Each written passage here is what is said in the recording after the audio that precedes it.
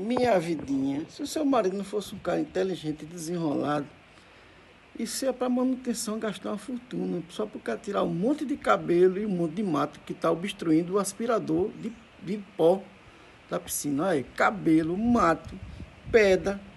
Olha como está a situação aí, ó. Olha para aí. Como é que vai aspirar desse jeito? Por isso que eu quase tomo na sapata. Né? Olha para aí, ó. Olha como tá. Olha. Tá vendo? Olha para outro lá. O filtro também como tava. Cheio de cabelo. Olha. Complicado, bicho. É complicado. Não é fácil não. Ainda bem que eu sou um cara desenrolado e se fosse gastar dinheiro aqui, menino.